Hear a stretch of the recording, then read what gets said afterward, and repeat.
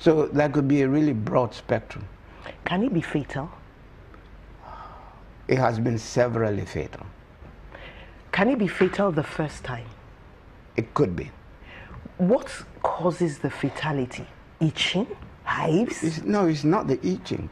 It's your body producing massive amounts of certain critical hormones that, one, raises your heart rate, that could actually shut down your respiration.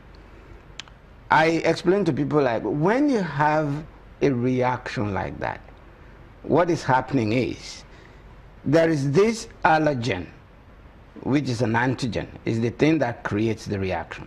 Okay. Your body produces an antibody to attack that. To attack that and hold it. Okay. Now the antibody links to the antigen, and you have an antigen-antibody complex. They're locked together. Yeah. Now that complex is what actually causes your reaction.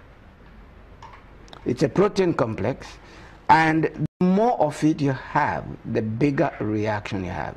Okay. If it sort of sits in your lungs or in your air spaces, and it shuts down your air spaces, then it could kill you in an instant. Oh, so the reactions now depend on where these things sit.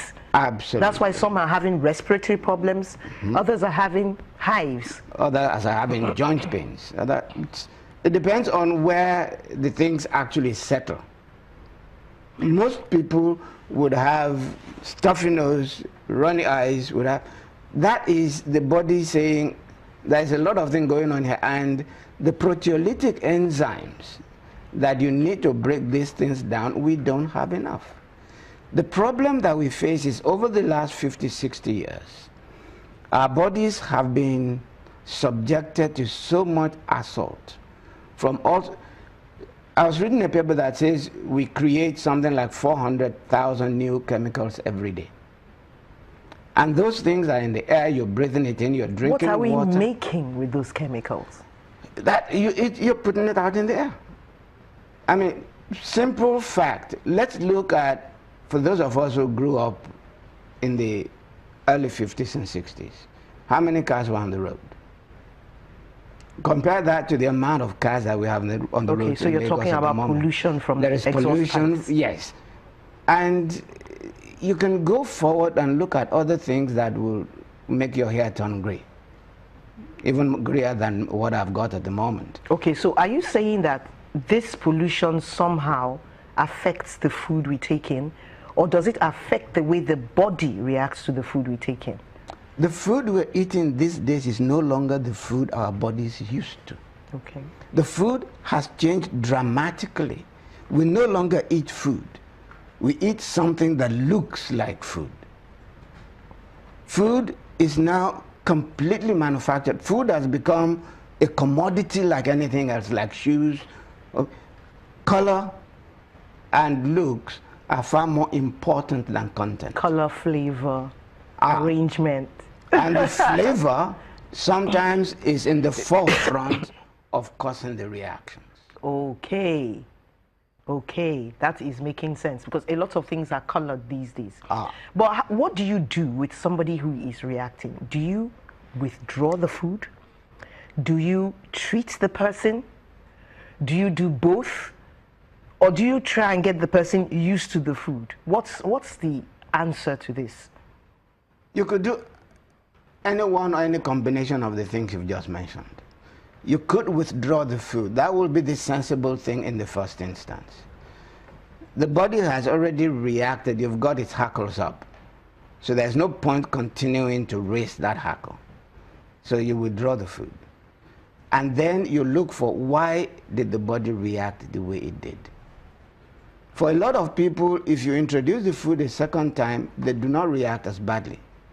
Because the body is intelligent, it learns. And as it learns, if you, for example, there is a new report from a study that's just been done. It's called LEAP, Learn Early About Peanuts.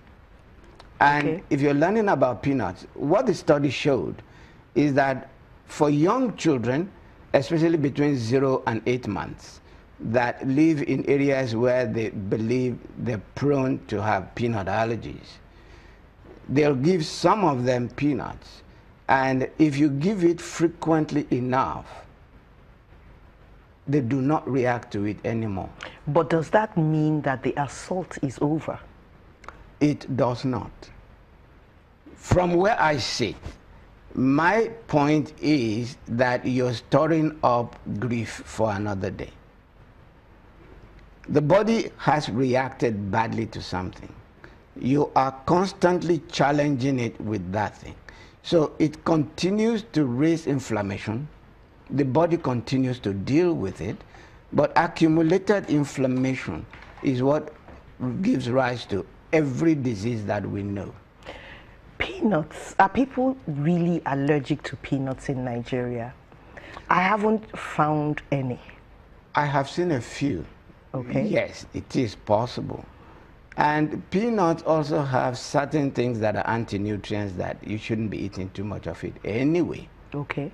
But having said that, some people have, like I said, a lower threshold, a higher threshold.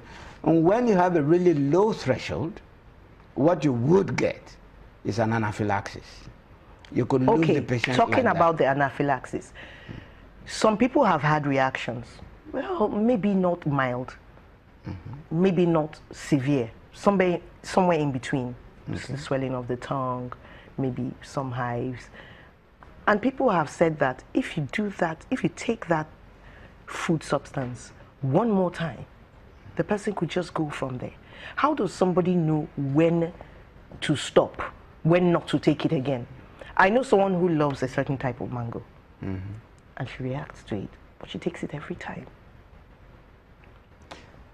It's the way the study that I read is supposed to go is this. Can we keep that for after the break?